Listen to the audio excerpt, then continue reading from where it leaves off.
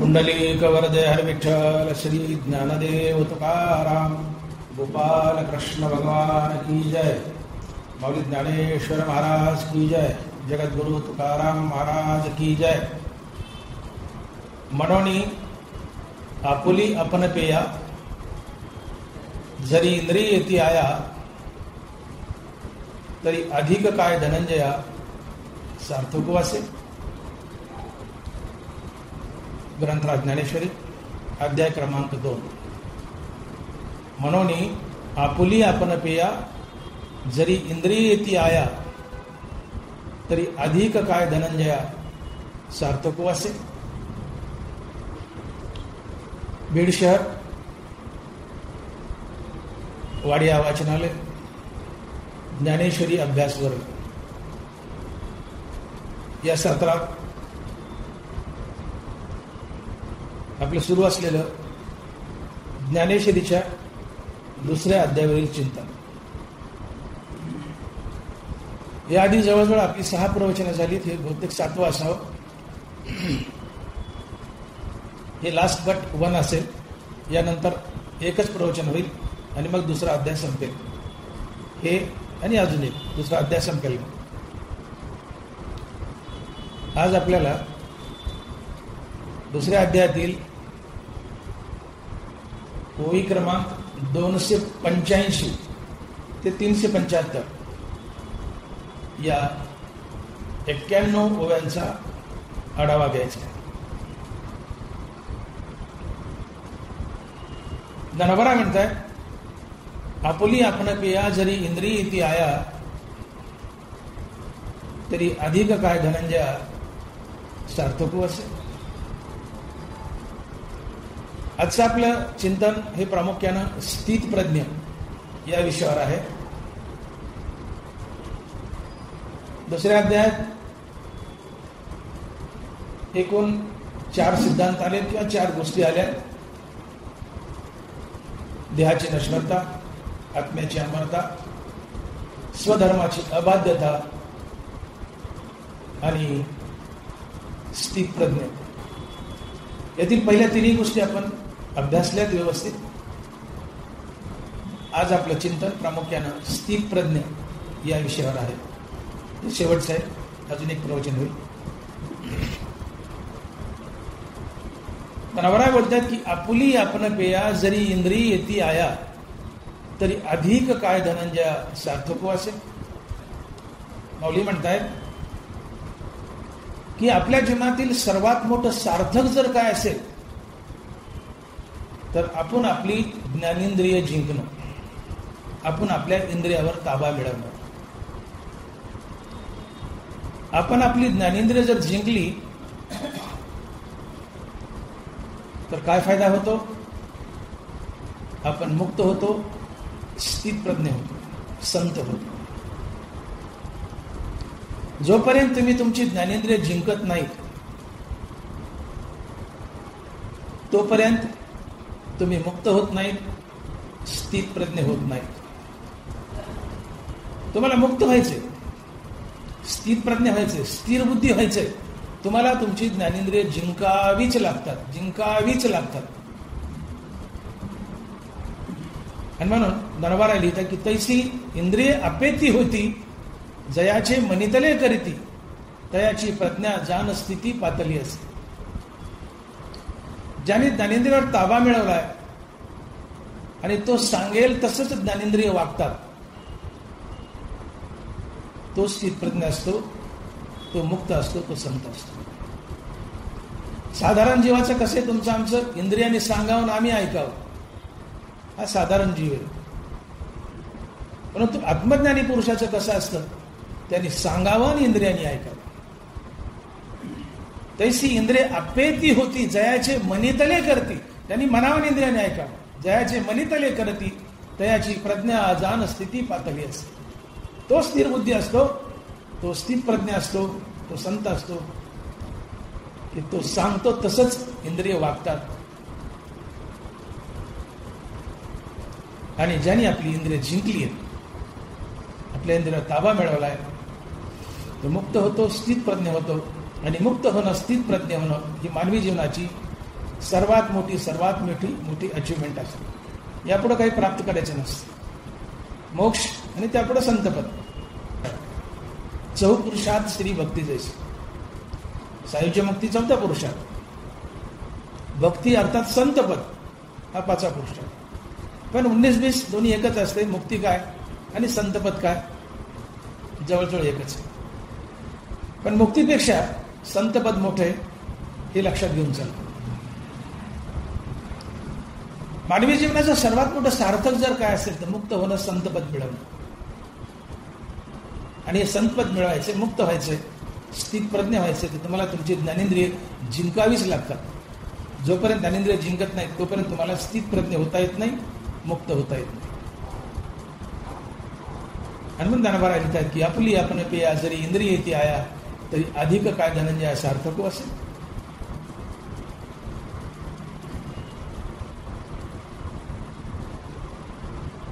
मानवी जीवनाचं सार जर काय असेल, किंबहुना गीता आणि ज्ञानेश्वरीचं सार जर काय असेल तर दोनच गोष्टी ज्ञानेश्वरीचं सार येतं. एक ज्ञानेंद्रियाची विषय जिंकणं आणि दुसरं मुखामध्ये हरिनाम धारण करून निष्काम कर्मयोग करणं. या दोन गोष्टीचं पालन करणं म्हणजेच गीता, म्हणजे ज्ञानेश्वरी. आणि म्हणून ज्ञानेश्वरी आणि गीता पूर्णतः स्वधर्माच्या भोवती फिरतात. हनुमान दानवारा बोलतात की स्वधर्मे निधनम श्रेय परधर्मो भयावह. निष्काम कर्मयोगाचं आचरण करताना मरण आलं तरी चालतं, पण स्वधर्म टाकायचा नाही. मुखामध्ये हरिनाम धारण करून आपलं प्रत्येक कर्म कर्माभिमानाने फलेच्या टाकून कर्तव्य आणि प्रभुपूजा समजून ईश्वराप्रित्यर्थ व ईश्वरार्पण बुद्धीनं करणं हा निष्काम कर्मयोग आहे. आणि हा निष्काम कर्मयोग करत करत तुम्ही आपली ज्ञानेंद्रिय जिंका. आपल्या मुखामध्ये हरिनाम धारण करा. मुखामध्ये हरिनाम धारण करून आपलं प्रत्येक कर्म कर्माभिमानाने फलेच्या टाकून कर्तव्य व प्रभुपूजा समजून ईश्वराप्रित्यर्थ व ईश्वरार्पण बुद्धीने करा. हाच निष्काम कर्मयोग आहे आणि हीच भगवंताची परिपूर्ण भक्ती आहे. आणि म्हणून निष्काम हरिनाम अधिक निष्काम कर्म बरोबर भक्ती. पक्षाला उडायला दोन पंख लागतात. एक पंख छाटलं तर पक्षाला उडता येत नाही, त्याला गगन भरारी घेता येत नाही. तसं भक्तीला दोन पंख आहेत, एक हरिनामाचं आणि दुसरं कर्माचं. आणि म्हणून भक्ती हे निष्काम हरिनाम आणि निष्काम कर्म या दोघाच्या सहाय्यानं गगन भरारी घेते आणि पांडुरंग गाठते. नामाविना कर्म अधुर आहे, कर्माविना नाम अधुर आहे. एक धरायचं एक टाकायचं असं करायचं नाही. दोन्हीचा मिलाप, निष्काम कर्म अधिक निष्काम हरिनाम बरोबर भक्ती बरोबर निष्काम कर्मयोग. आणि म्हणून ज्ञानेश्वरीचं सारच जर काय असेल तर ते दोनच शब्दात मांडता येतं की हरिनाम मुखात धारण करून निष्काम कर्मयोग करा आणि त्यासोबत आपल्या ज्ञानेंद्रियावर ताबा मिळवा. या दोन गोष्टी जर तुमच्या जीवनात यशस्वी झाल्या तर तुम्ही जीवन जिंकलं, जीवनाचं सार्थक झालं, तुम्ही मुक्त झाले, तुम्ही स्थितप्रज्ञ झाले, तुमची बुद्धी स्थिर झाली.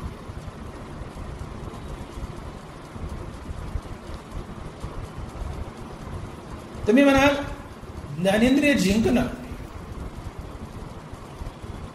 आणि स्थितप्रज्ञ होणं याचा अर्थार्थी संबंध काय? मी विधान केलं की जोपर्यंत तुम्ही ज्ञानेंद्रिय जिंकत नाही तोपर्यंत तुम्ही स्थितप्रज्ञ बनू शकत नाही. ज्या दिवशी ज्ञानेंद्रियाचे विषय जिंकाल त्या दिवशी तुम्ही स्थितप्रज्ञ बनाल.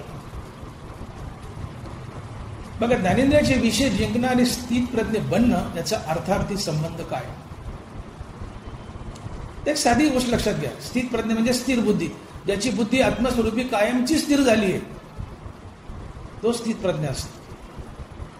हे आकाश कोसळो वरी पृथ्वी विरो, हे आबाळवर फाटू द्या नाही तर पृथ्वी विरून जाऊ द्या, ज्याचं चित्त ज्याची बुद्धी आत्मस्वरूपापासून यत्किंचित ती ढळत नाही, ती कायमची आत्मस्वरूपात स्थिरावलेली असते, तो स्थिर बुद्धी असतो. देहवरची तिकडे आपल्या परी हिंडे तरी बैसका न मोडे मानसीची. संताचं शरीर वरवर कुठे हिंडत असू द्या पण त्याचं चित्त, त्याची बुद्धी आत्मस्वरूपी बांधलेली असते. त्याच्या जीवनामध्ये कसलेही दुःखाचे प्रसंग येऊ द्या, कसले सुखाचे प्रसंग येऊ द्या, बुद्धी आत्मस्वरूपापासून यत्किंचितही ढळत नाही. ती कायमची आत्मस्वरूपात लीन झाली असते, स्थिर झाली असते. तो स्थिर प्रज्ञा असतो, त्याला स्थिर बुद्धिवाला म्हणतात किंवा संत म्हणतात. श्री संत गाडगे बाबा, कीर्तन चालू आहे, अर्ध कीर्तन झाले, चालू कीर्तनात निरोप येतो की महाराज तुमचा मुलगा गोविंद वारलाय. चालू कीर्तनात महाराज तुमचा मुलगा गोविंद वारलाय. गाडगे महाराज हसले आणि म्हणाले, असे मेले कोट्यानं कोटी, किती रडू एकासाठी. ऐसे मेले कोट्यानं कोटी, किती रडू एकासाठी. याला म्हणतात स्थित प्रज्ञा, याला म्हणतात स्थित प्रज्ञा. मजाक नाही. मनुष्य जगतो त्या अवलादीसाठी. अवलाद बाजूला काढा, तुम्ही झाडाला टक्कर घ्यान जीव द्याल, जगता कोणासाठी? अवलादीसाठी. बापाचा जगण्याचा उद्देश काय असेल ते अवलाद आहे. पण महात्मा गाडगे महाराज चालू कीर्तनात कुणीतरी कानात सांगतं की महाराज गोविंद तुमचा मुलगा वारलाय. असे मेले कोट्यानं कोटी, किती रडू एकासाठी. आणि असं म्हणून कीर्तन पुढे चालू ठेवले, कंटिन्यू केले, कीर्तन पूर्ण केलंय आणि मग घरी गेलेत त्या गोविंदाला भेटायला, मुलाला भेटायला. याला म्हणतात स्थित प्रज्ञा. अरे अवलाद मेलीये, मुलगा मेलाय, तरी कीर्तन चालू ठेवतायत. काय दुःखाचा प्रसंग आहे. पण अशा प्रसंगीही त्यांची बुद्धी, त्यांचं चित्त आत्मस्वरूपापासून ढळलं नाही. असा महात्मा स्थित प्रज्ञ असतो. आणि म्हणून महाकठीण आहे संतपद मिळणं, स्थित प्रज्ञता होणं, बुद्धी आत्मस्वरूपी कायमची स्थिर होणं महाकठीण आहे. तू का म्हणे मिळे जीवाचेसाठी, नाहीतरी गोष्टी करू नये. सोपं नाही, महाकठीण आहे.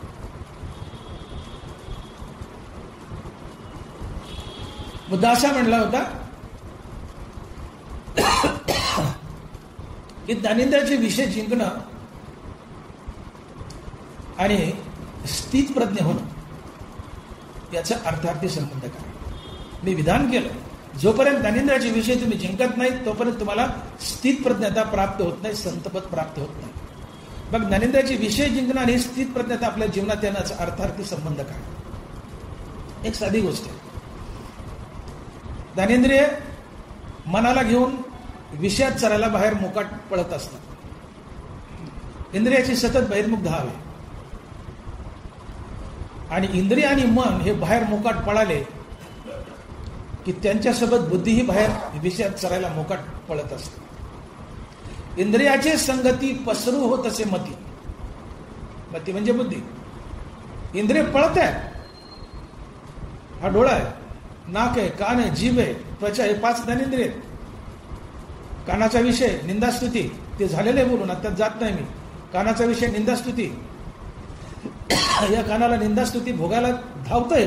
स्तुती आवडते कानाला, निंदा आवडत नाही. ही ज्ञानेंद्रियाची विषय. जिभेला चव आवडते, गोड चव आवडते, कडू चव आवडत नाही. त्वचेला मृदू स्पर्श आवडतो, कठीण स्पर्श आवडत नाही. डोळ्याला रूप आवडतं, सुरेख रूप आवडतं, घाणेरड रूप आवडत नाही. नाकाला सुगंध आवडतो, दुर्गंध आवडत नाही. ही ज्ञानेंद्रियाची विषय. यावर आपण बोलून गेलोत मागच्या प्रवचनात, तिकडे जाऊन वेळ घालत नाही आता. ही इंद्रिय विषयात चरायला, हे विषय भोगायला मोकाट सुटलेले असतात. सोबत मनालाही घेऊन बाहेर पडतात आणि यांच्या मागे बुद्धीही धावते. आणि म्हणून जोपर्यंत इंद्रिय बाहेर धावतायत, मन बाहेर धावतंय, त्याच्यासोबत बुद्धी धावतेच. नंबर आली त्यात, इंद्रियाच्या संगती पसरू होत असे मती. इंद्रिय बाहेर विषयात चरायला धावले की बुद्धी धावणारच. उदाहरणार्थ, एका बाईला 4 लेकरं आहेत, 3 मुलं आहेत, 1 मुलगी आहे. मुलं शाळा सुटली, घरी आले, दप्तर ठेवलं, काय खायचं प्यायचं खाल्लं, चला रे खेळायला, हुर्रे म्हटले, पळाले रस्त्यात. 3ही पोरं पळाले, मागं पोरगी पळाली. एकदा झालं, 2दा झालं, 3दा झालं. 4थ्यांदा ही पोरगी पोराच्या मागं पळू लागली की आईने झिपऱ्याला धरलं आणि मागं वडली. कागा म्हणली, घुबड तोंडे, का ग घुबडतोंडे ते पोर आहेत, तू का पोरग आहेस का, तू पोरगी आहेस. ते मोकार उधळतायत, तू उधळू नकोस, तू पोरगी आहेस. तशी बुद्धी पोरगी आहे, स्त्रीलिंगी, ती बुद्धी, ते इंद्रिय, ते मन, ते पुल्लिंगीत मोडतात. बुद्धी तू स्त्रीलिंगी आहे. आई दाबते, घुबडतोंडे मुलाच्या मागे कुठं उधळायलीस. तसं बुद्धीला दाबावं लागतं. हे घुबडतोंडे, हे बुद्धी, इंद्रियाच्या मागे कुठं धावतेस, चलो माघारी. आणि जोपर्यंत इंद्रिय बाहेर विषयात चरायला धावतात, तोपर्यंत बुद्धी या इंद्रियाच्या मागे धावतेच. आणि बुद्धी जर इंद्रियाच्या मागे धावली तर तुम्हाला स्थितप्रज्ञ कोण म्हणा. स्थितप्रज्ञाचा अर्थच आहे ना की ज्याची बुद्धी कायमची आत्मस्वरूपी स्थिर झाली, तो स्थितप्रज्ञ. मग तुम्ही इंद्रिय जिंकली नाही तर इंद्रिय बाहेर चरायला मोकाट फिरणार विषयात, त्याच्या मागे बुद्धी जाणार. बुद्धी आत्मस्वरूपापासून बाहेर पळाली म्हणजे तुमची बुद्धी अस्थिर आहे, तुम्ही स्थितप्रज्ञ नाही आहेत, स्थितप्रज्ञ नाही आहेत. आणि म्हणून जोपर्यंत इंद्रिय जिंकत नाही, जोपर्यंत ज्ञानेंद्रिय जिंकत नाही, तोपर्यंत बुद्धी स्थिर होऊ शकत नाही, तुम्ही मुक्त होऊ शकत नाही. एक गोष्ट. दुसरी गोष्ट, ज्ञानेंद्रियाने विषय भोगले की ज्ञानेंद्रियाच्या विषय भोगातून पाप पुण्याची निर्मिती होते. उदाहरणार्थ तुमची कुणी निंदा केली, अतिशय घाणघाण बोलले, कानाला स्तुती आवडते, निंदा आवडत नाही. ज्यांनी तुमची स्तुती केली त्या स्तुती करणाऱ्याबद्दल तुमच्या मनात राग अर्थात प्रीती निर्माण होते, प्रेम. तुम्हाला कोणी तोंड भरून बोलले, तुम्हाला नावाजले, तुमची तारीफ केली, तुमची स्तुती केली, फार गोड बोलले, स्तुती केली, स्तुती कानाला प्रिय आहे.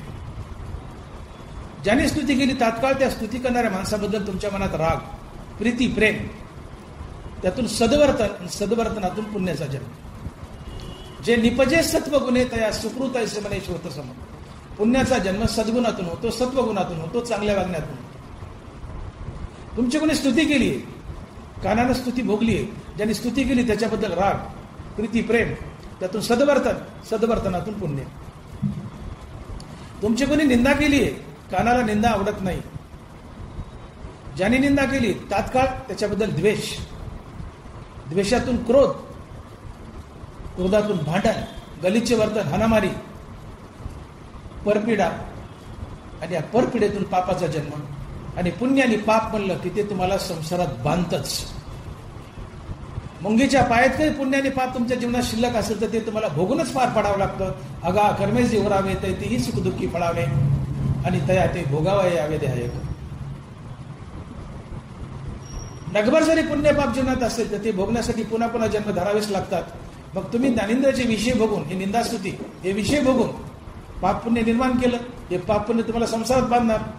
आता तुम्ही संसारात बांधल्या गेले तर तुम्ही मुक्त नाहीत, मुक्त नाही तर तुमची बुद्धी स्थिर कसली आली, तुम्ही अस्थिरच राहील. म्हणून ज्ञानेंद्रिय जिंका, पाप पुण्य नाहीये, पाप पुण्य नाही, संसार बंधन नाहीये, संसार बंधन नाही, तुम्ही मुक्त आहेत, मुक्त आहे, तुमची बुद्धी स्थिर आहे. आणि म्हणून तुम्हाला ज्ञानेंद्रिय जिंकायची.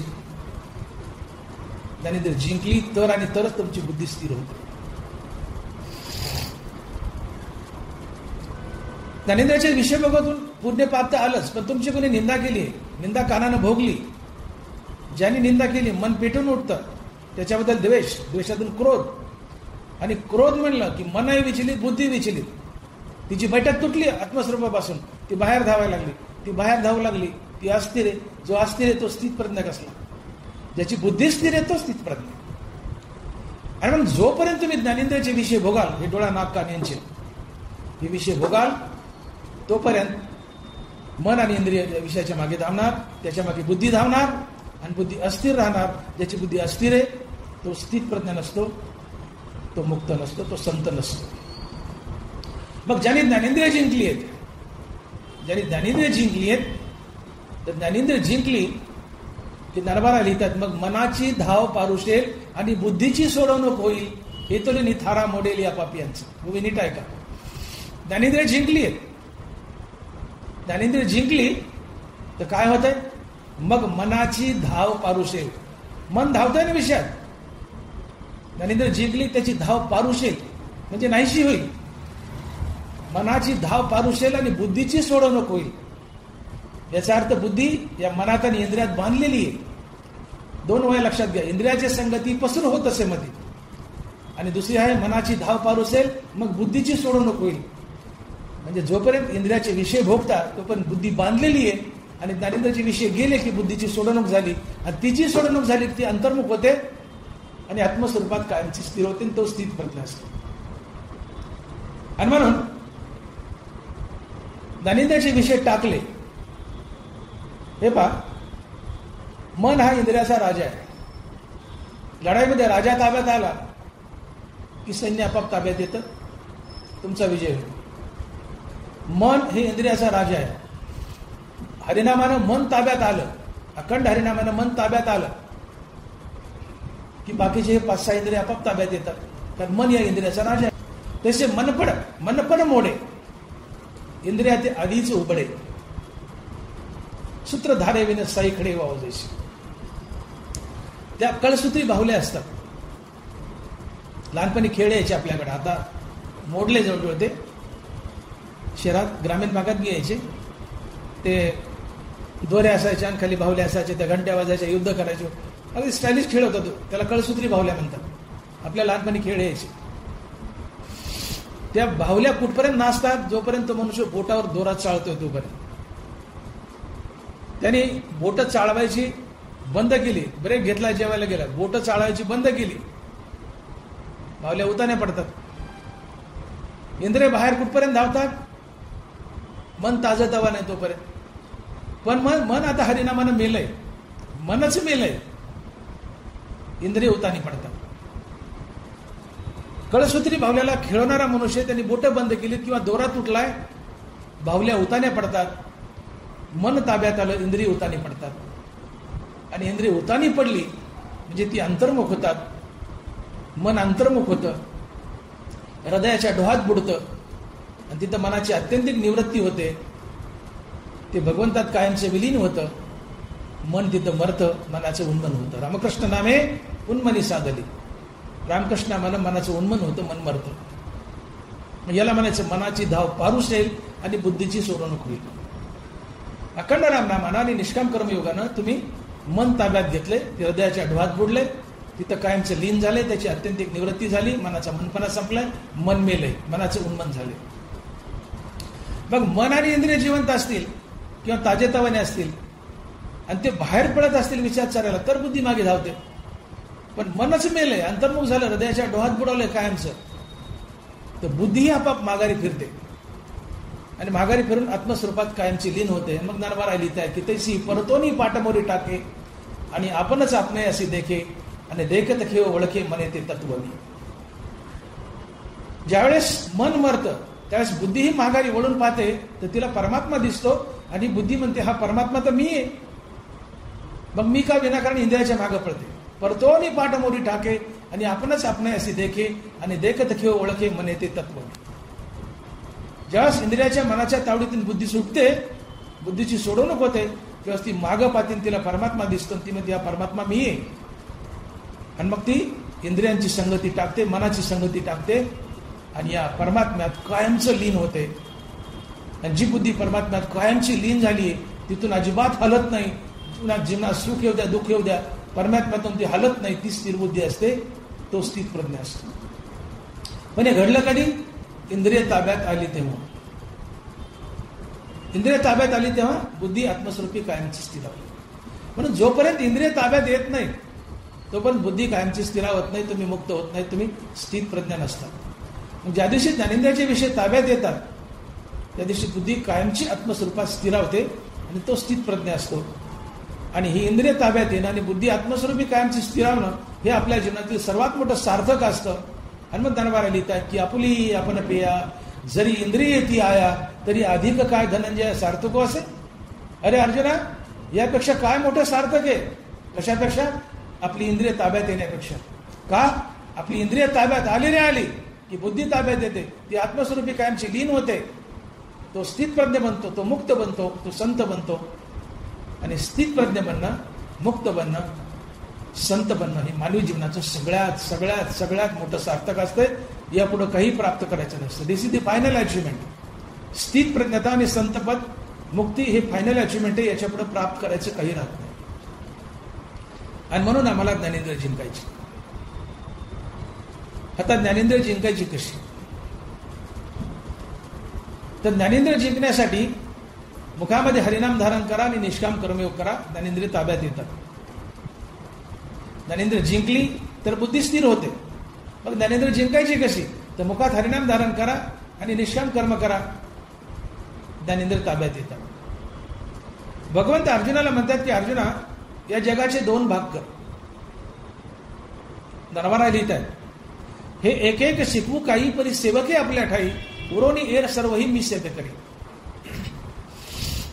तिथं जाऊन या भूत देशू सर्वत्र नमवय नम मीची एकू, मग आश्रय अत्यंतिकू लहासी तू माझा. ऐसे नि माथे भसता सर्वत्र मी होता अहंता, निशेष जाऊनी तत्वता मीच होसी. त्या 3 ओव्यातून इंद्रिय कशी जिंकावीत नरवारा युक्ती सांगतात. नरवारा म्हणतात, अर्जुना जगाचे 2 भाग कर. त्यातला एक भाग तू हो आणि उरलेला भाग देव समज. आणि देव समजून या जगाला शरण जा. तू ज्यावेळेस या जगाला देव समजून शरण जाशील आणि जगासाठी देव समजून कर्म करशील, त्यावेळेस तुझा पहिला फायदा होईल, तुझा अहंकार गळेल आणि तू प्राणीमात्राचा द्वेष करायचा टाकून देशील. तिथं जाऊन या भूत द्वेषू सर्वत्र नमवय नम मीची एकू, मग आश्रय अत्यंतिकू लहासी तू माझा. ऐसेनी माते बसता सर्वत्र मी होता अहंता, निशेष जाऊनी तत्वता मीची होसी. अर्जुना जगाचे 2 भाग कर, त्यातला एक भाग तू हो आणि उरलेला भाग देव समजून जगाला देव समजून शरण जा आणि जगासाठी देव समजून कर्म कर. पहिला फायदा तुझा अहंकार गळेल. आणि अहंकार गळाला रे गळाला की ज्ञानेंद्रिय विषय टाकतात, ज्ञानेंद्रियाचे विषय निघून जातात. ज्ञानेंद्रियाला विषय भोगायला लावतो कोण? तर तो अहंकार आहे. समजा तुमची कोणी निंदा केली, घाण घाण बोललं, शिव्या दिल्यात, हृदयात अहंकार सुप्त अवस्थेत दडलेला असतो. तो अहंकारातून डुसणी मारतो. तो म्हणतो बघ, त्यांनी तुला शिव्या दिल्या, तुझी निंदा केली. अहंकारातून तुम्हाला डुसणी मारतो आणि कानाचा विषय निंदा तुम्हाला भोगायला होतो. ज्याने निंदा केली त्याच्याबद्दल द्वेष, द्वेषातून क्रोध, क्रोधातून गलिच्छ वर्तन, भांडण, हाणामारी, त्यातून पापाचा जन्म, पाप म्हणलं की संसार बंधन, आगा कर्मे जीव राहावे. तुम्हाला संसार कुणी बांधलं? भले पाप पुण्याने बांधलं, पण पाप पुण्य कुणामुळं? रागद्वेषामुळे. रागद्वेष कोणामुळं? ज्ञानेंद्रियाचे विषय भोगामुळं. पण ज्ञानेंद्रियाचे विषय भोग कोणामुळं? तर अहंकारामुळं. सगळ्याच्या मुळाशी अहंकार आहे. तो अहंकारातून डुसणी मारतो, म्हणतो बाग तुझी निंदा केली, बाग तुला शिव्या दिल्या, म्हणून आपल्याला आरे म्हणलेलं सहन होत नाही. बाकीचे सोडा, पोटचं लेकरू जर आडवं बोललं तर बाप 2 तोंडात मारतो. जग बोललं तर मारेलच मारेल. बोलू द्या ना पोरगा आडवं, बाबा तुम्हाला काही कळत नाही, तुम्ही येडे एवढं म्हणलं ना, अरे लय शहाणा झाला का, थोबडत मारता. आणि जगाने एवढ्या बोलल्या शिव्या दिल्या तर तुम्ही मारणारच की. मग तुमची कोणी निंदा केली, कान हा ज्ञानेंद्रिय देखे शब्दाची व्याप्ती निंदा आणि स्तुती, तिथं द्वेषादेश उपजती श्रवणाद्वारे. कान हा ज्ञानेंद्रिय, शब्द हा कानाचा विषय. शब्द 2 प्रकारचे, एक स्तुतीपर, एक निंदापर. तुमची कोणी निंदा केली, कानाला निंदा आवडत नाही, आतून अहंकार डुसणी मारतो, बाप तुझी निंदा केली, आणि तुम्हाला कानाचा निंदा शब्द भोगायला होतो. ज्याने निंदा केली त्याच्याबद्दल द्वेष, द्वेषातून क्रोध, क्रोधातून गलिच्छ वर्तन, हाणामारी, शिवीगाळ, भांडण तंटा, त्यातून पापाचा जन्म आणि पुण्यपाप तुम्हाला संसारात बांधतो. मग अर्जुना जगाचे 2 भाग कर, त्यातला एक भाग तू हो, उरलेला देव समज. देव समजून जगाला शरण जा. पहिला फायदा तुझा अहंकार गळेल. मग अहंकार गेला आणि तुझी कोणी निंदा केली तर आतून डुसणी मारायलाच कुणी नाही ना. अहंकार जिवंत असेल तर डुसणी मारेल, तर तुम्ही निंदा भोगाल, त्यातून पापाचा जन्म होईल. पण जगाला देव समजून शरण गेले, तुम्ही देव आहेत, देव समजून तुम्ही जगाला शरण गेले, जगातील प्रत्येक वस्तू हा देव आहे अशी कल्पना करून जर जगाला शरण गेले तर तुम्ही द्वेष कुणाचा करणार? समजा वैद्यसर मला 2 वाईट गोष्टी बोलले, माझ्या नजरेत वैद्यसर जर पांडुरंग आहेत तर मला पांडुरंगाचा राग येईल कसा? वैद्यसर ज्यावेळेस मला वाईट बोलते त्यावेळेस मला राग येईल, मी निंदा शब्द भोगेल. पण वैद्यसर जर माझ्या नजरेत पांडुरंग आहेत तर पांडुरंगाचा राग कुणाला येईल? मी म्हणेल देव बोलला. तर जगाला देव समजून शरण गेले की तुमचा अहंकार गळतो. अहंकार गळाला की द्वेष निघून जातो आणि अहंकार जिवंत असेल तर ज्ञानेंद्रियाचे विषय भोगायला होतो अहंकार, पण अहंकारच मेलाय. आता ज्ञानेंद्रियाचा विषय भोग गेला. निंदा नाही, स्तुती नाही, तुम्ही न्यूट्रल असता. स्तुतीने तुम्हाला आनंद होत नाही, निंदेने तुम्हाला दुःख होत नाही, तुम्ही न्यूट्रल असता. निंदा स्तुती भोगत नाही, का अहंकार मेला. अहंकार तुम्हाला ज्ञानेंद्रियाचे विषय भोगायला होतो, पण अहंकारच मेलाय. आता ज्ञानेंद्रियाचा विषय भोग नाही, आणि ज्ञानेंद्रियाचा विषय भोग नाही तर त्यातून संसार बंधन नाही, पाप पुण्य नाही. आणि पाप पुण्य रहित जीवन झालं की तुम्ही मुक्त होता. कर्मयोग हेच सांगतो. निष्काम कर्मयोगी मुखामध्ये हरिनाम धारण करून निषिद्ध कर्माचा त्याग करतो. तुम्ही निषिद्ध कर्माचा त्याग करा, तुमच्याकडे पाप येत नाही. काम्य कर्माचा त्याग करा, तुमच्याकडे पुण्य येत नाही. नित्यनैमित्तिक कर्म आवर्जून करा, पण त्याचं फळ देवाला अर्पण करा, तुमच्याकडे पुण्य येत नाही. तुमचं जीवन पाप पुण्य रहित होतं. आणि ज्या दिवशी जीवन पाप पुण्य रहित होतं त्या दिवशी तुम्हाला श्रीगुरु शोधत येतो आणि अहम ब्रह्मास्मी या महावाक्याचं श्रवण करून मुक्त करतो. ऐशी कर्मसाम्य दशा होय तिथे विरेशा, मग श्रीगुरु अपेसा भेटायची का. कर्मसाम्य दशा म्हणजे जीवनात पुण्य नाही, पाप नाही. पाप पुण्यरहित जीवन झालं तुम्ही मुक्त होता. बरोबर. निष्काम कर्मयोगाने जीवन पाप पुण्यरहित होतं. आणि जेव्हा ज्ञानेंद्रियाचे विषय टाकतात त्यावेळेस जीवन पाप पुण्यरहित होतं. उदाहरण दिलं मी. तुमची कोणी स्तुती केली, कानानं स्तुती भोगली, ज्यांनी स्तुती केली त्याच्याबद्दल राग, प्रीती, प्रेम, त्यातून सद्वर्तन, त्यातून पुण्य. तुमची कोणी निंदा केली, अहंकाराने डोसणी मारली, बाग तुझी निंदा केली.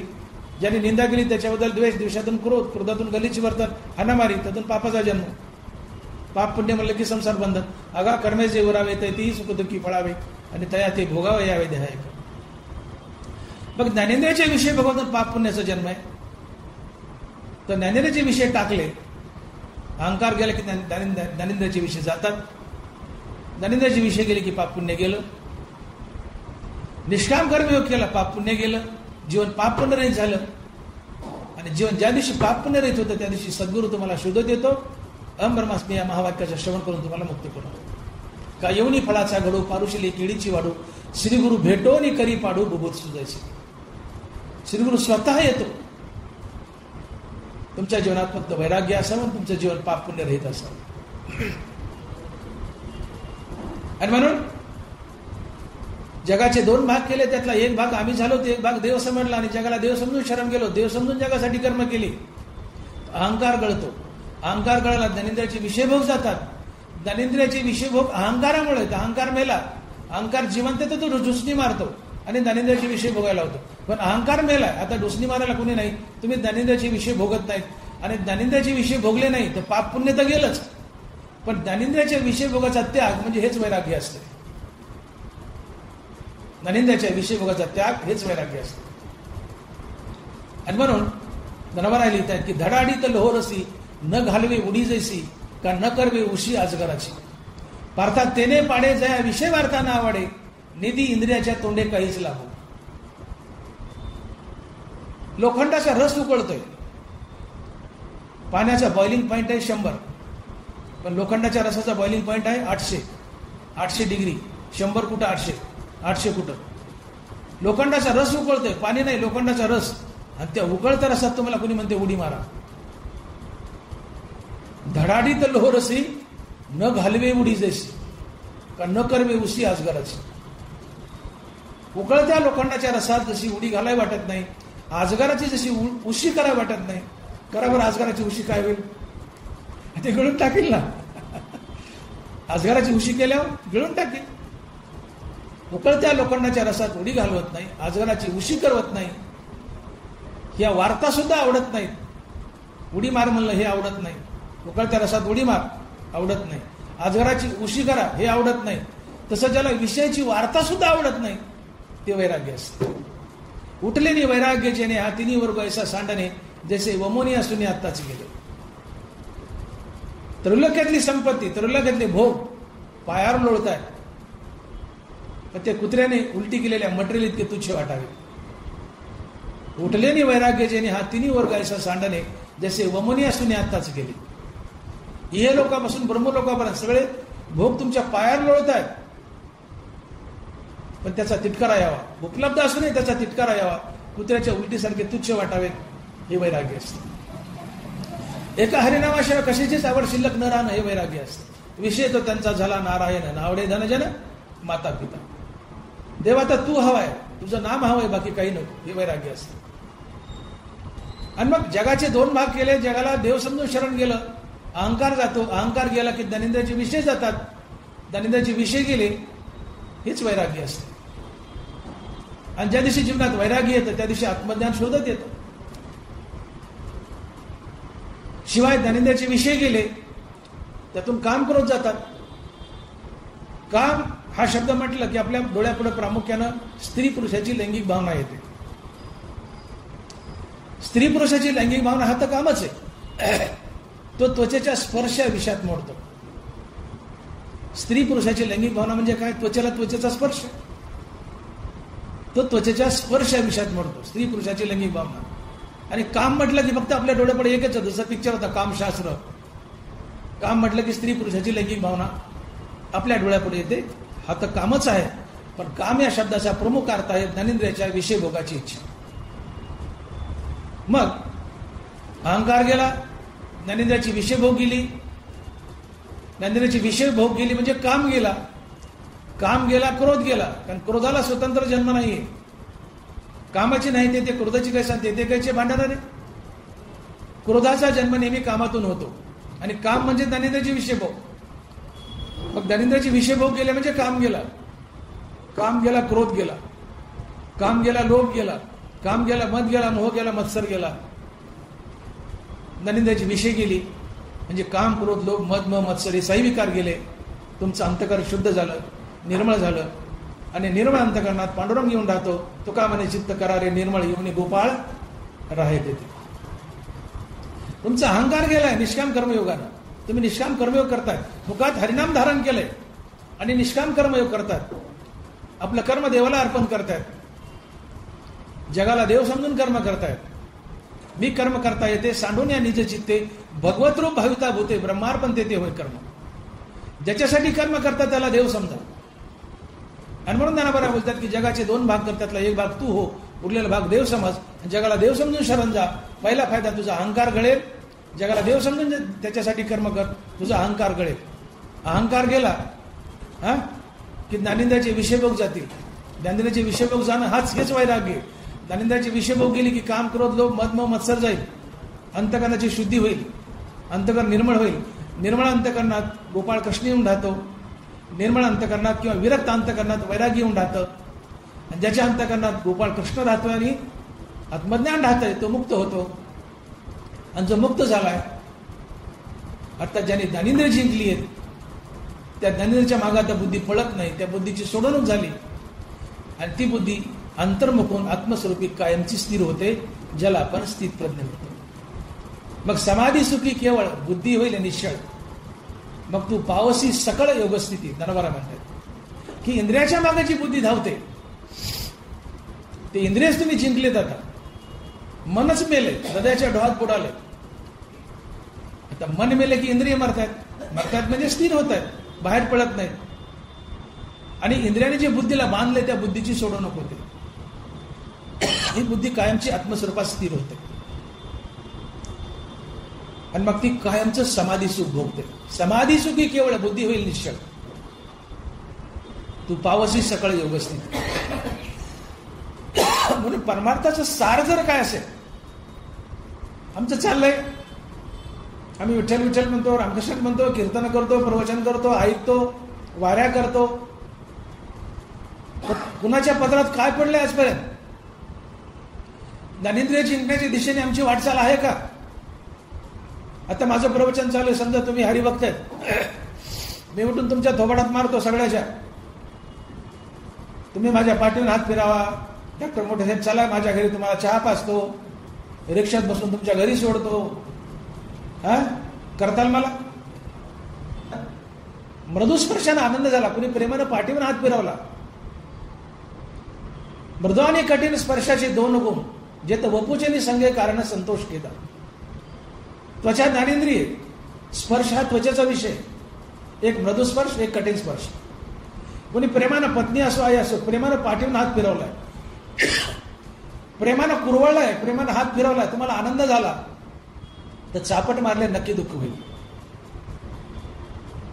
तुम्हाला कुणी आलं मारलंय चापटा, बडा बडा बडा, ज्यांनी चापटा मारले, त्वचेला कठीण स्पर्श आवडत नाही, त्वचेला मृदू स्पर्श आवडतो. तुम्हाला चापटीने मारले, त्वचेला कठीण स्पर्श आवडत नाही. ज्यांनी मारले, ज्यांनी कठीण स्पर्श केला त्याच्याबद्दल द्वेष, द्वेषातून क्रोध, त्यातून गलिच्छ वर्तन, हाणामारी, पापाचा जन्म. पाप पुण्य म्हणलं की संसार बंधन, आगाह करण्याचे जेवढावे. तुम्ही जोपर्यंत ज्ञानेंद्रियाचे विषय भोगता तोपर्यंत पाप पुण्याची निर्मिती आहे, आणि पाप पुण्य म्हणलं की संसार बंधन आलं. आणि म्हणून हा कर्मयोग करायचा. कर्मयोगामुळे पाप पुण्य निघून जातं. आणि मग ज्ञानोबा लिहितात की बुद्धियोगा युजिले त्याची पारंगत झाले, ही उभय संबंधी सांडिले पाप पुण्य. मुखात हरिनाम धारण करून निष्काम कर्म केलं, निष्काम कर्मयोग केला तर पाप पुण्याची निर्मिती थांबते. आणि पाप पुण्याची निर्मिती थांबली की सद्गुरू शोधत येतो तुम्हाला मुक्त करतो. आणि म्हणून मी बोललो की निष्काम कर्मयोगानं आपल्या जीवनातून पाप पुण्य निघून जातं, आणि ज्ञानेंद्रियाच्या विषय त्यागानं आपल्या जीवनातून पाप पुण्य निघून जातं. आणि ज्या दिवशी पाप पुण्य निघून जातं किंवा आपलं जीवन पाप पुण्य रहित होतं त्या दिवशी तुम्ही मुक्त होता. आणि मग परमार्थाची खरीखुरी व्याख्या जर काय ठरत असेल तर मुखात हरिनाम धारण करून आपलं जीवन पाप पुण्य रहित करण्यासाठी आयुष्यभर केलेली रामनामाची साधना म्हणजेच परमार्थ. जीवन पाप पुण्य रहित करा. जीवन पाप पुण्य रहित कसं होईल? ज्ञानेंद्रियाचे विषय टाका, पाप पुण्य नाही. मुखात हरिनाम धारण करून निष्काम कर्मयोग करा, जीवनात पाप पुण्य नाही. पाप पुण्य नाही तर श्रीगुरु शोधत येतो, तुम्ही मुक्त होता. आणि म्हणून आयुष्यभर करायचं काय? म्हणून मी बोललो की गीता ज्ञानेश्वरी फक्त 2 गोष्टीच्या भोवताली फिरते. ज्ञानेंद्रियाचे विषय जिंकणे आणि मुखात हरिनाम धारण करून निष्काम कर्मयोग करणे. या 2 गोष्टी आमच्या जीवनात आल्या तर जीवन पाप पुण्य रहित होतं, तुम्ही मुक्त होता. मग आम्ही परमार्थ करतोय, गीता ज्ञानेश्वरी ऐकतोय, ज्ञानेंद्रिय जिंकण्याच्या दिशेने आमची वाटचाल आहे का? तुमची कोणी स्तुती केली त्याच्याबद्दल राग, प्रीती, प्रेम, सद्वर्तन, त्यातून पुण्य. तुम्हाला कोणी 4 शिव्या दिल्या, घाण स्वस्ताल, तुम्ही सहन कराल? नाही, पेटून उठाल. त्याने निंदा केली त्याच्याबद्दल द्वेष, द्वेषातून क्रोध, त्यातून गलिच्छ वर्तन, हाणामारी, पापाचा जन्म. मग हे कानाचे, डोळ्याचे, नाकाचे, जिभेचे, त्वचेचे हे ज्ञानेंद्रियाचे विषय जिंका. हा खरा परमार्थ आहे. आणि जोपर्यंत ज्ञानेंद्रियाचे विषय जिंकत नाही तोपर्यंत या इंद्रियासोबत बुद्धी बाहेर पळणारच, ती अस्थिर राहणार. आणि जी बुद्धी अस्थिर आहे तुम्ही स्थित प्रज्ञ कुठली? म्हणून ज्ञानेंद्रियाचे विषय जिंका. ज्ञानेंद्रियाचे विषय जिंकले की इंद्रिय ताब्यात आले, त्यातून बुद्धीची सोडवणूक, बुद्धी अंतर्मुख, आत्मस्वरूपी स्थिर, तुम्ही मुक्त स्थित प्रज्ञ होता. बुद्धी कायमची आत्मस्वरूपी स्थिर होते. आणि म्हणून या ज्ञानेंद्रियाला जिंकण्यासाठी तुम्ही मुखात हरिनाम धारण करून निष्काम कर्मयोग करा. ज्ञानेंद्रिय आपोआप ताब्यात येते. ज्ञानेंद्रिय ताब्यात आले हेच वैराग्य असतं. ज्ञानेंद्रिय ताब्यात आले म्हणजेच अंतःकरणाची शुद्धी झाली. काम करून लोक गेले, जिथं अंतःकरणाची शुद्धी तिथं पांडुरंग येऊन राहतो. ज्ञानेंद्रिय जिंकले हे वैराग्य असतं. जिथं वैराग्य तिथं आत्मज्ञान येऊन राहतं. जिथं भगवंत राहतो, आत्मज्ञान राहतं, ती व्यक्ती मुक्त असते, स्थित प्रज्ञ असते. आणि म्हणून भगवंत अर्जुनाला आग्रह करतात की अर्जुना तू कर्मयोगी बन, निष्काम कर्मयोग कर. निष्काम कर्मयोग केलं तर तुझं जीवन पाप पुण्य रहित होईल, तू मुक्त होशील. जोपर्यंत जीवन पाप पुण्य रहित नाही तोपर्यंत संसार बंधन आहेच. पाप पुण्य शिल्लक असेल तर भोगासाठी पुन्हा पुन्हा जन्म धरावेच लागतात. ज्या दिवशी पाप पुण्य 0 होईल, नील होईल, तेव्हा मुक्ती मिळते. आणि म्हणून आयुष्यभर जीवन पाप पुण्य रहित करण्यासाठी केलेली रामनामाची साधना हाच परमार्थ असतो. आणि मग भगवंत स्थित प्रज्ञाची लक्षणं सांगतायत. दुसऱ्या अध्यायाच्या शेवटी आल्यानंतर भगवंताच्या मुखातून स्थित प्रज्ञ हा शब्द निघाला. नरवाला लिहित आहेत की मग समाधी सुखी केवळ, बुद्धी होईल निश्चळ, एतुले तू पावसी सकळ योगस्थिती. तुला योगस्थिती प्राप्त होईल. कशामुळे? निष्काम कर्मयोग केला तर. आणि मग हा योगस्थिती शब्द अर्जुनाच्या कानावर पडलाय, अर्जुन दचकून उठलाय. आणि मग तो देवा, हा योगस्थिती काय असते? हा योगी काय असतो? हा स्थित प्रज्ञ काय असतो? तो चालतो कसा, बोलतो कसा, उठतो कसा, खातो कसा, पितो कसा, त्याची लक्षणं काय देवा मला समजावून सांग. आणि मग भगवंत स्थित प्रज्ञाची लक्षणं सांगू लागली. त्यातलं पहिलं लक्षण सांगितलंय की ज्याने आपली इंद्रिय आपल्या ताब्यात घेतली आहेत तो स्थित प्रज्ञ असतो.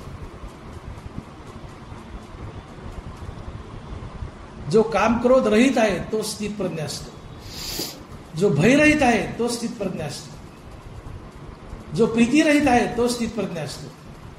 जो भेदरहित आहे तो स्थित प्रज्ञ असतो. जो उपाधिरहित आहे तो स्थित प्रज्ञ असतो. ज्याच्यापाशी आत्मज्ञान आहे तो स्थित प्रज्ञ असतो. ज्याचा अहंकार गेलाय तो स्थित प्रज्ञ असतो. ज्याच्यापाशी समदृष्टी आहे तो स्थित प्रज्ञ असतो. ज्याच्याजवळ भूतदया आहे तो स्थित प्रज्ञ असतो.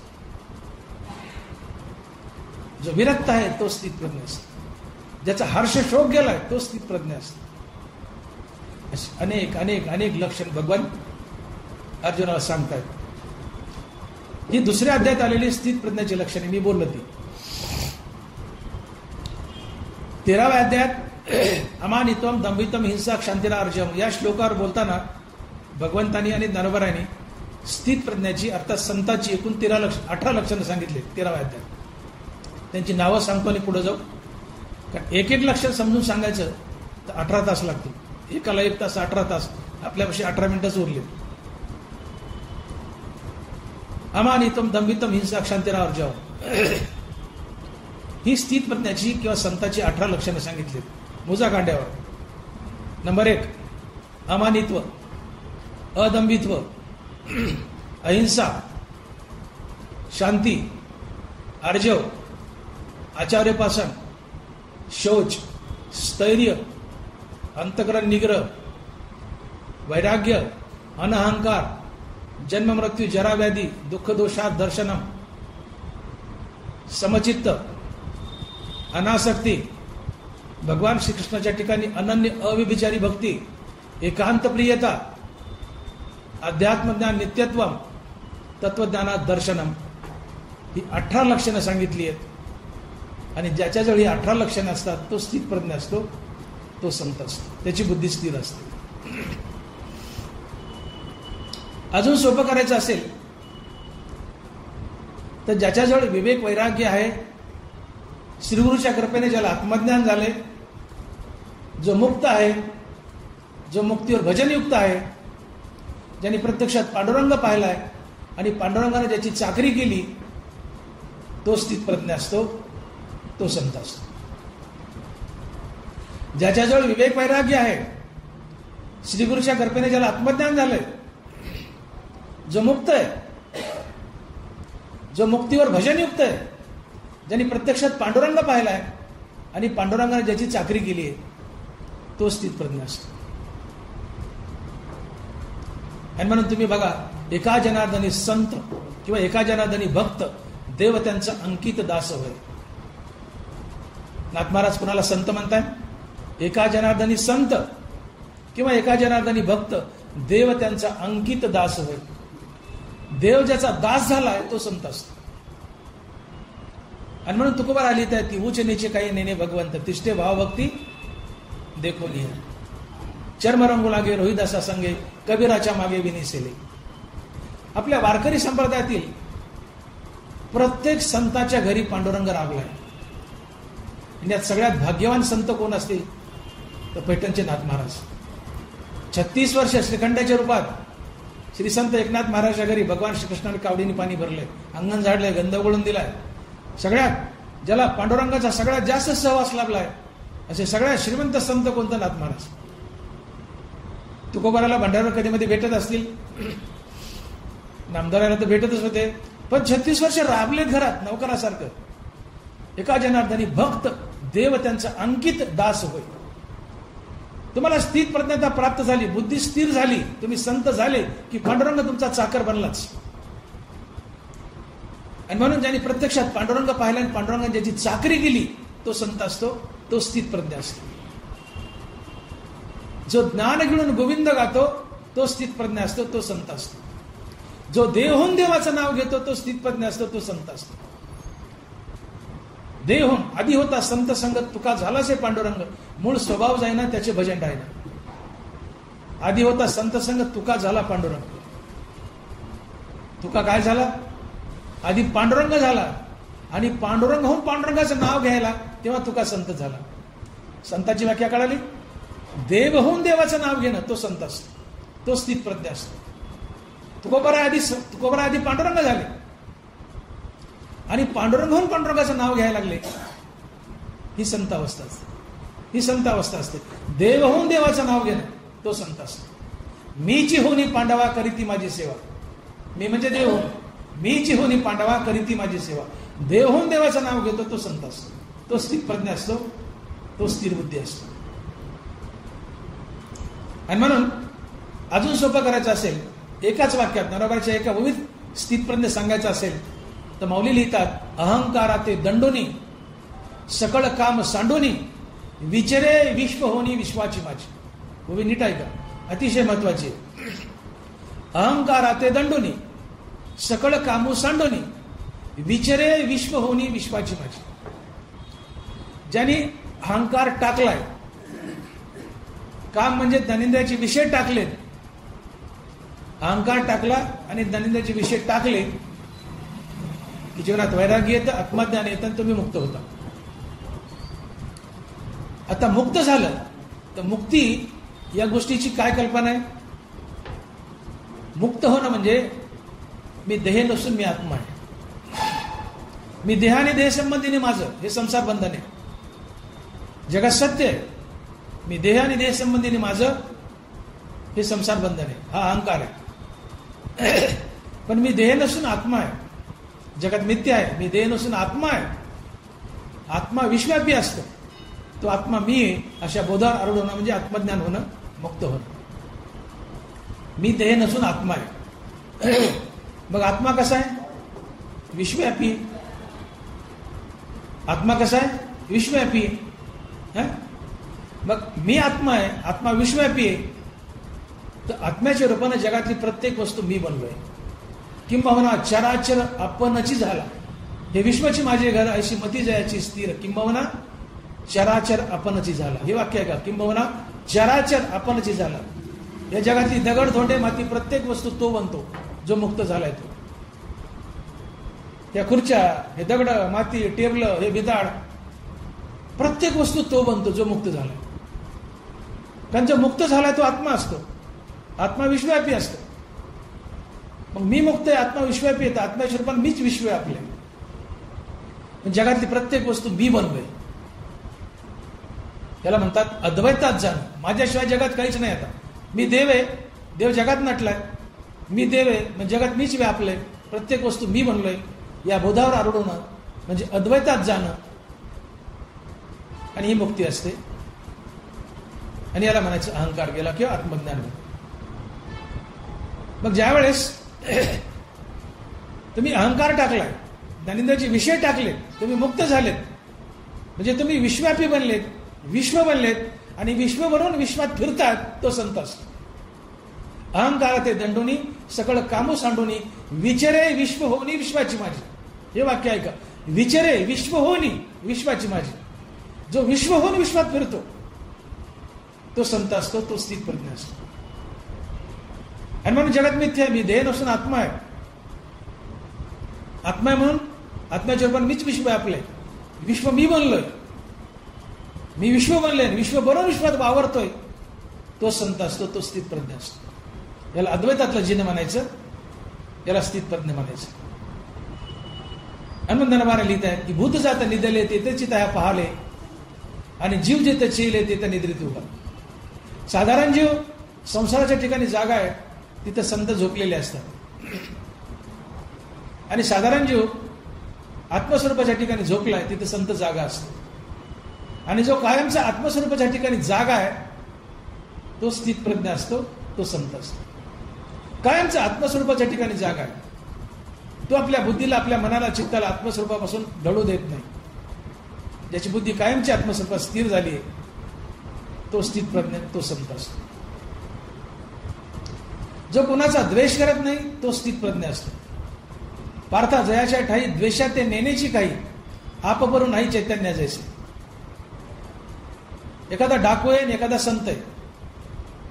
चैतन्य किंवा आत्मा म्हणतं का तुमच्या हृदयात? हृदय माझी मी रामू. आपल्या शरीरात आत्मा आहे, समजा आत्म्याचं प्रतिबिंब आहे. मग आत्मा कधी म्हणतो का की हा डाकू आहे, याला मी मारून टाकतो, आणि हा साधू आहे, फक्त याच्या शरीरात राहतो? आत्मा जसा चांगले असा वाईट असा आपपर भाव ठेवत नाही, तसा संतापाशी आपपर भाव नसतो. पार्था तयाच्या ठाई द्वेषाते नेण्याची काही आपपरू नाही चैतन्य जैसे. जो कोणाचाही द्वेष करत नाही, ज्याची सर्वांसोबत मैत्री असते, तैसी आगवाच भूत मात्री जया एकपणे मैत्री कृपेसी धात्री आपणच येतो. ज्याची सगळ्यासोबत मैत्री असते, त्याला शत्रूच नसतो, अजात शत्रू. मी तू हे भाषणेने माझे काहीच न म्हणे, सुख दुःख भोगणे नाही तयार. ज्याचं मी आणि माझं गेलंय, तुमचं मी आणि माझं जाग आहे, म्हणून आम्ही संसार बंधनात अडकतो. ज्या दिवशी मी आणि माझं जाईल, मुक्त होता परी बळे झाल्याबद्दल घेऊन या छंद माझे माझे न म्हणा माझे ऐसे काही. हा देह माझा आहे, हा देह मी आहे, आणि देह संबंधी पापड पसारा बायका मुलं संपत्ती माझी आहे, हे मी आणि माझं जोपर्यंत आमच्या अंतःकरणात वास करतंय, हे संसार बंधन आहे. ज्या दिवशी मी देह नसून आत्मा आहे, या बोधावर आरूढ होऊ, त्या दिवशी आम्ही मुक्त होतो, स्थित प्रज्ञ होतो, संत होतो. आणि म्हणून अखंड रामनामाच्या साधनेने कर्मयोगाने मी आणि माझं घालवायचं. तुम्हाला आत्मस्वरूप बनायचं, आणि जो आत्मस्वरूप बनतो तो देहाने जग होतो. जगची देह झाले म्हणून हर्षा मर्ष टेले, जगत देह झाला. मी मागच्या वेळेस नाथ महाराज उदाहरण दिलं. नाथ महाराज वेशीत बसलेत, नाथ महाराज गंगा स्नानाला चाललेत आणि पठाण वेशीत बसलाय. नाथ महाराजांना गंगा स्नान करून यावं, पठाणाला तोंडात थुंका जमा करावा. नाथ महाराज आले की अंगावर पचकन थुकावं, 4 घाण शब्द बोलावे. नाथ महाराजांना भरत शब्द बोलू नये, वापस जावं, गंगा स्नान करावं, परत यावं. पठाण तोपर्यंत थुका जमा करून बसला असेल, नाथ महाराज आले की पचकन थुकावं, घाण घाण बोलावं, नाथ महाराजांनी पुन्हा परत जावं. असं 108 वेळा घडलं. पठाण थुकत होता, नाथ महाराज पुन्हा स्नान करून येत होते. पठाण कंटाळला, पठाणाच्या तोंडातला थुका संपला, नाथ कंटाळे नाही. पठाणाच्या तोंडातला थुका संपला, पण नाथ कंटाळे नाही, भरशब्द बोलले नाही. का? नाथ संत होते, नाथ स्थित प्रज्ञ होते. संत हा विश्वव्यापी असतो, जगातली प्रत्येक वस्तू नाथ बनले होते. नाथ आत्मा होते, आत्मा विश्वव्यापी असतो. मग नाथ आत्मा आहेत, तर जगातली प्रत्येक वस्तू नाथ बनलेत. म्हणून नाथ आहे नाथ आणि पठाण आहे नाथच. बद्दल लक्षात घ्या, नाथ महाराज आहे नाथ आणि पठाणही नाथच, ही नाथांची नजर. नाथ जर जगातली प्रत्येक वस्तू बनले तर पठाणही बनले ना, पठाणही बनले. नाथ या खुर्च्या बनले, टेबल बनले, माईक बनले, हे दगडधोंडे माती, नाथ प्रत्येक वस्तू बनलेत, म्हणजे पठाणही बनलेत. मग नाथही नाथ आणि पठाणही नाथ, ही नाथाची नजर आहे. मग नाथाच्या नजरेत पठाण नाथाच्या अंगावर तुंकतच नव्हता, नाथच नाथाच्या अंगावर तुंकत होते. का? तर नाथही नाथ आणि पठाणही नाथ. हे अद्वैतातलं जीवन, हे संत जीवन आहे, हा स्थित प्रज्ञ असतो. सहज आपला थुका आपल्या हातात पडला, राग येतो का? नाहीये. तुम्ही थुंकले माझ्या अंगात, मला राग येईल. पण जेव्हा नाथही नाथ आणि पठाणही नाथच, थुकणारा पठाण नाहीचे, नाथच आहे. मग नाथच नाथाच्या अंगावर थुंकतायत, तर नाथाला क्रोध येईल कसा? आणि मग नाथाला क्रोध आला नाही. हे विषयातीत जीवन असतंय. नाथ ज्ञानेंद्रियाचे विषय भोगत नव्हते, नाथ मुक्त होते, नाथ आत्मा होते. आणि म्हणून तुम्हाला विश्वव्यापी बनायचे, आत्मा बनायचे,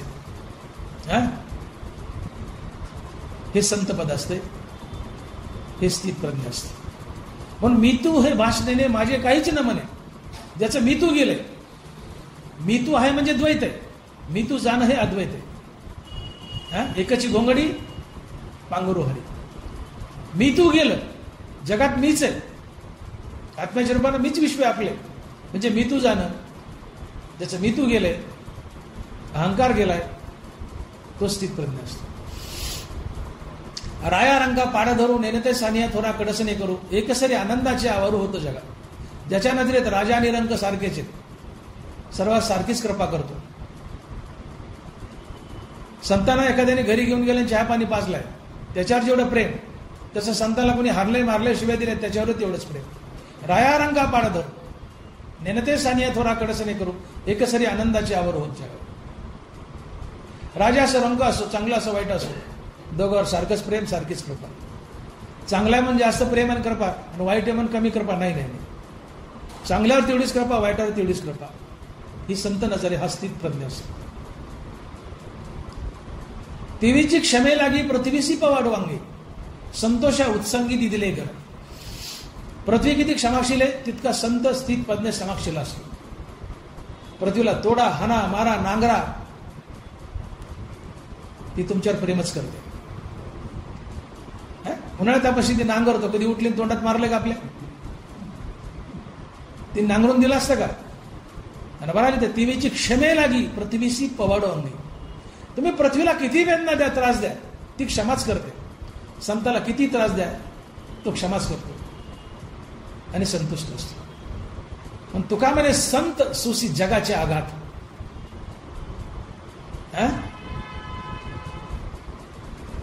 पृथ्वीसारखी क्षमा असते. संतुष्ट किती असतो? मनवार लिहितात संतुष्टम सततम योगी. वार्षेवेन सागरू जैसा अजळे नित्य निर्भरू तैसा निरुपचारी संतोषी जो.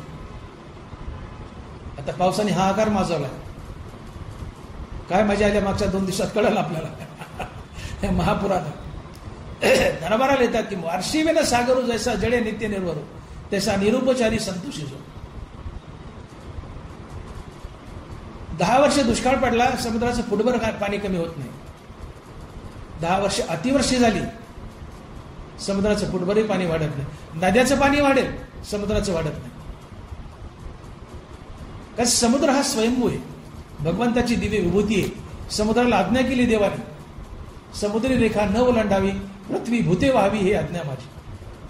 10 वर्ष अतिवृष्टी होते, अतिवृष्टी, भयानक पूर येतात, समुद्राचं फुटभरही पाणी वाढत नाही. अन्यथा मुंबई पाण्यात बुडाली असते. समुद्री रेखा न ओलांडावी, समुद्रानं आपली मर्यादा सोडू नये. नद्या किती पाणी वाहून आणू, किंवा नद्याने पाणी वाहून आणलं नाही तरी फुटभर कमी होऊ नये. तू आहे तसा राहा, देवाने बांधलंय त्याला. समुद्र हा भगवंताची दिव्य विभूती आहे. मग समुद्र जसा नद्यांच्या पाण्याची मदत न घेता स्वबळावर तुडुंब तृप्त आणि सदैव आनंदी असतो, तसं एक संत, एक स्थितप्रज्ञ बाह्य साधनाची, धनदौलत, बायका, मुलं यांची मदत न घेता हमेशा तुडुंब तृप्त आणि आनंदी असतो. आणि म्हणून संत कधी रडत नाही, माझी बायको मला सोडून गेली, पोरं सोडून गेले, माझ्यापाशी पैसा नाही, काही नाही, काही नाही, काही नाही. एका हरिनामाच्या बळावर नद्या पाणी वाहून आणता न आणू, समुद्र स्वबळावर तुडुंब तृप्त आनंदी. संत कसल्याच साधनाची मदत न घेता केवळ एका हरिनामावर तृप्त आहेत, आनंदी आहेत. आणि म्हणून तुकोबारा लिहितायत की आम्ही तेने सुखी. माझ्या सुखाचं कारण सांगू का म्हणले बाबांनो? तुकोबारा भंडारा डोंगरावर राहतात, फाटक्या कपड्यात, पण जगात सगळ्यात सुखी प्राणी मी आहे म्हटले. माझ्या सुखाचं कारण सांगू का? महाराज लिहितायत आम्ही तेने सुखी, आम्ही तेने सुखी, मना विठ्ठल विठ्ठल मुखी. माझ्या सुखाचं कारण काय? तर मना विठ्ठल विठ्ठल मुखी. तसं संत महात्मा एका विठ्ठल नामावर, हरिनामावर तृप्त तुडुंब असतो, कुठल्याही साधनाची मदत न घेता. पण बाह्याची वाश नेनिजेची निशेष, अंतरी सुख एकात. तुम्ही आम्ही बाहेरच्या जगात सुख शोधतो, विषयात सुख शोधतो, सिनेमात सुख शोधतो, फॉरेन टूर मध्ये सुख शोधतो, मजा करण्यात सुख शोधतो. याच्यात या विषयात सुखच नाही. धनबारा लिहितात की विषयी सुख आहे हे बोलण्याची सारिके नव्हे, तरी विद्युत स्फुरणे का न पाहे जगा माझी. विषयात सुख नसतं. सुख कुठं आहे? अंतरी सुख एकाती. हृदय माझी मी राम, हृदयात राम उभा आहे, राम सुखमय आहे. तुम्ही हरिनाम घ्या, तुमचं मन रामापर्यंत पोहोचतं करा. तुम्ही रामनाम घेतलं की मन अंतर्मुख होतं, अंतर्मुख झालेलं मन हृदयस रामाला भेटतं. मन आणि हृदयस राम यांच्या भेटीत मनाला स्थिरता लाभते. मनाच्या स्थिरतेतून येणारा अनुभव सुख असतो. पण संत महात्मा अंतकरणात सुख शोधतो, बाहेर नाही. तसे एक साधू, एक महात्मा कुठल्याही साधनाची मदत न घेता केवळ एक हरिनामाच्या बळावर सातत्याने संतुष्ट असतो, आनंदी असतो, तृप्त असतो. जगाला किती त्रास दिला तर संताला जग हवंय आणि जगाला संत हवंय. एक 10 मिनिटात थांबतो मी. तेवी उन्मत्त जगे जया खंती न लगे. दरबारा लिहित आहे तेवी उन्मत्त जगे जया खंती न लगे आणि जयाची अंगे नसिने लोक. समुद्रात मासे असतात, माशाने किती समुद्र ढवळला तर समुद्र माशाला कंटाळत नाही. आणि समुद्राला किती उधाण आलं, किती लाटा आल्या तर मासे समुद्राला कंटाळत नाही. तसं जगाला किती त्रास दिला तर संत कंटाळत नाही. संताला जग हवंस आहे आणि जगाला संत हवास आहे. तेवी उन्मत्त जगे जया खंती न लगे आणि जयाची अंगे नसिने लोक. खरा महात्मा जर समोर आलाच तर मधमाशा जसं त्या पोळीला झाकून टाकतात, तसे खऱ्या संताला सगळं जग पांघरून घालतं. संत मात्र खरा असावा, नाटकी नसावा, ढोंगी नसावा, कीर्तन करून पैसे घेणारा नसावा. खरा संत जर समोर आला तर मधमाशासारखं जग त्या संताला झाकून टाकतं, त्याची काळजी घेतं. जगाला संत हवासा असतो, संताला जग हवासा असतो. जगाने त्रास देऊ नाही तर प्रेम करू. तेवी उन्मत्त जगे जया खंतीने लगे, जयाचेनी अंगे नसी नेलो. जगाने उदाहरण त्रासही दिला तर संत जगाला कंटाळत नाही आणि जगही संताला कंटाळत नाही. तो स्थितप्रज्ञ असतो, तो ज्ञानी असतो. खांडावया घाव घाली का लावानी जायने केली, दोघाही एकच सावली देव वृक्ष देस. एका माणसानं झाड लावले आणि एकाने झाड तोडले. झाड कधी म्हणता का याने झाड मला लावलंय, याने मला पाणी घातलंय, मी याला गार सावली देईल. जो तोडायला आहे त्याला मी सावली द्यायचं नाही. खांडावया घाव घाली का लावानी जायने केली, दोघाही एकच सावली देव वृक्ष देस. झाडाला ज्याने लावलंय आणि पाणी घातलंय त्याला तेवढीच सावली, ज्याने झाडाला तोडले त्याला तेवढीच सावली. जो प्रेम करतो संतावर त्याच्यावर तेवढीच कृपा, जो संताला त्रास देतो त्याच्यावर तेवढीच कृपा. तो स्थितप्रज्ञ असतो. ना तरी इक्षुदंडू पाळी त्या गोडू गाळी त्या कडू नव्याची जेवी. एकानं ऊस लावलाय, पाणी दिलंय, आणि एकाने ऊस तोडान चरकात घातलाय. ऊस म्हणतो का यांनी चरकात घातलाय, मी याला कडू लागेल, यांनी पाणी दिले याला गोड लागेल. ऊस जसा ऊस लावणाऱ्याला आणि कापून चरकात घालणाऱ्याला दोघाला गोडच रस देतो, तसा स्थितप्रज्ञ संत महात्मा दोघांवर सारखंच प्रेम करतो. ज्याच्या जीवनात निंदा आणि स्तुती या सारख्याच असतात.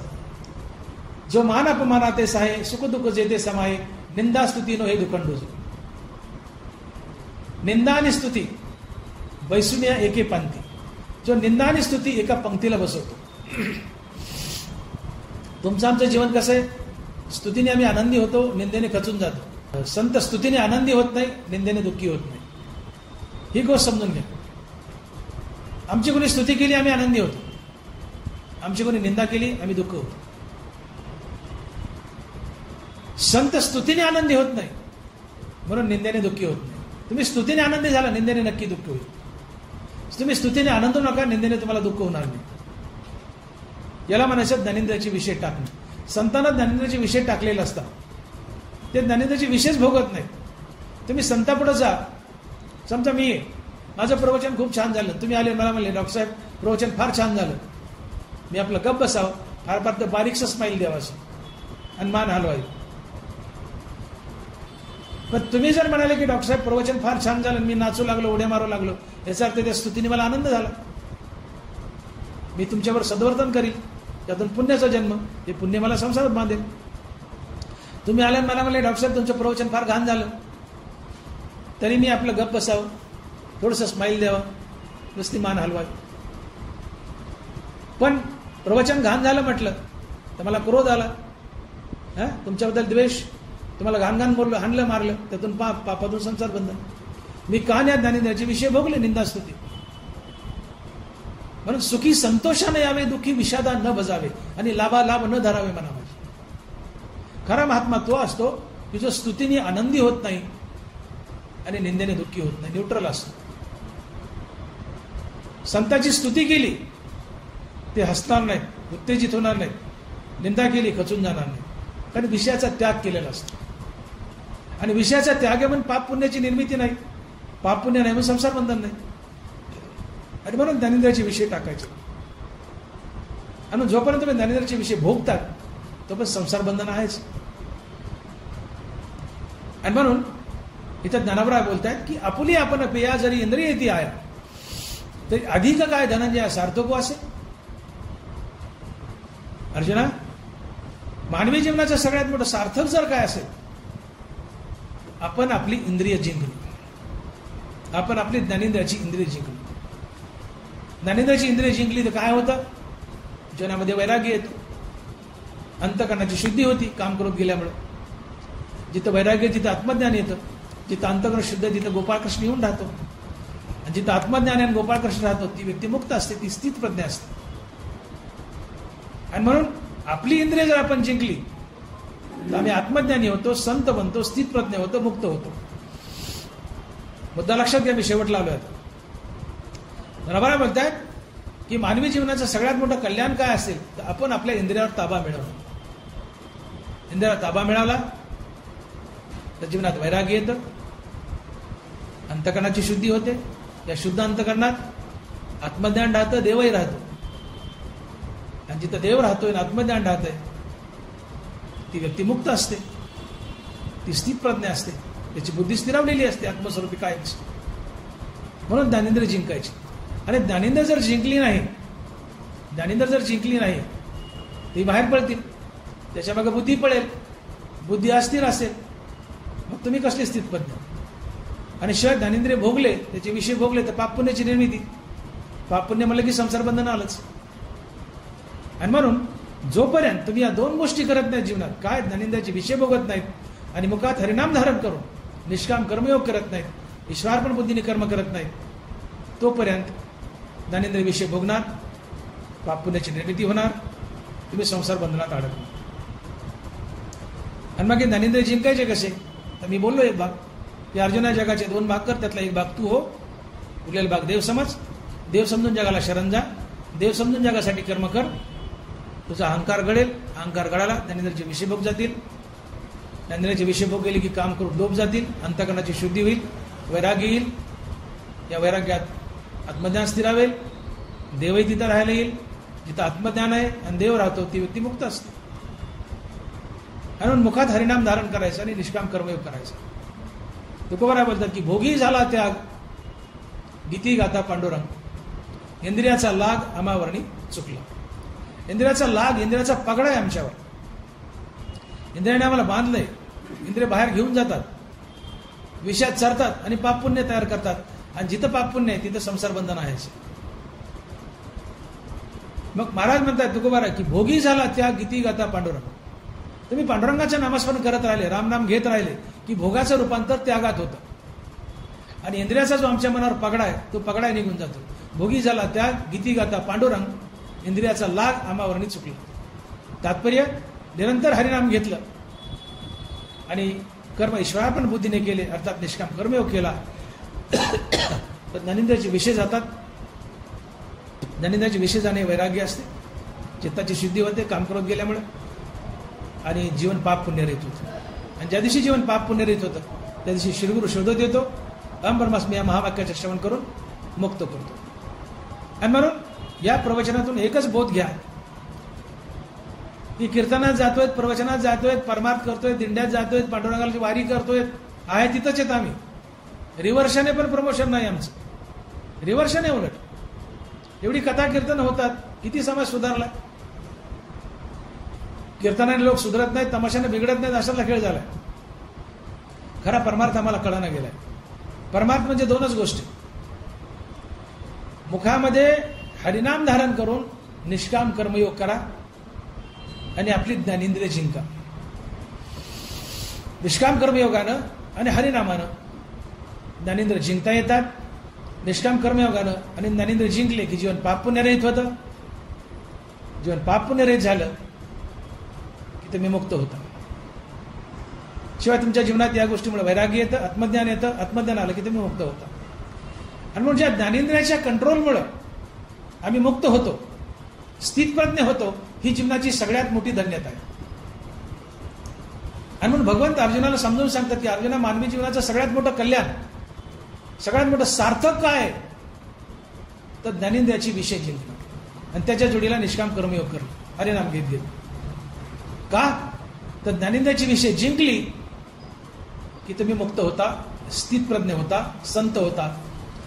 आणि संत होणं, स्थितप्रज्ञ होणं यापेक्षा जगात किंवा जीवनात दुसरं कोणतंही मोठं सार्थक नाही. हे सगळ्यात मोठं सार्थक आहे. आणि म्हणून आपली आपण पेया जरी इंद्रिय ती आया तरी अधिक काय धनंजय सार्थको असे. पुंडलिक वरदे हरी विठ्ठल श्री ज्ञानदेव गोपाल कृष्ण भगवान मौली ज्ञानेश्वर महाराज जगद्गुरु तुकाराम महाराज की जय. विठ्ठल विठ्ठल विठ्ठल विठ्ठल. आता विश्वात्मके देवी जेने वागेदने तोषावे तोषोनी मज द्यावे. जे कळांची व्यंकटी सांडो तया सत्कर्मी रती वाढो. भूता परस्परे पडो, दुरितांचे तिमिर जावो, विष्णू स्वधर्म सूर्य पाहो, जो जे वांछील तो ते लाहो. वर्षत सकळ मंगळी, ईश्वर निष्ठांची मांदी आळी, अनवरत भूमंडळी. चला कल्पतरुचे आरव, चेतना चिंतामणीचे गाव, बोलते जे अर्णव. चंद्रमे जे अलांचन, मार्तंड जे तापहीन, ते सर्वाही सदा सज्जन. किंबहुना सर्व सुखी, पूर्ण भवनिधी लोकी, भजे जो आदिपुरुखी. आणि ग्रंथोपजीविये, विशेषी लोकी ये. हो आवे जी एत मने श्री विश्वेश्वराओ, हा होईल दान पसावो. येणेवरे ज्ञान देवो, येणेवरे ज्ञान देवो. पुंडलिक वरदे हर विठ्ठल श्री ज्ञानदेव तुकाराम. गोपाल कृष्ण भगवान की जय. मौली ज्ञानेश्वर महाराज की जय. जगद्गुरु तुकाराम महाराज की जय. विठ्ठल विठ्ठल विठ्ठल विठ्ठल.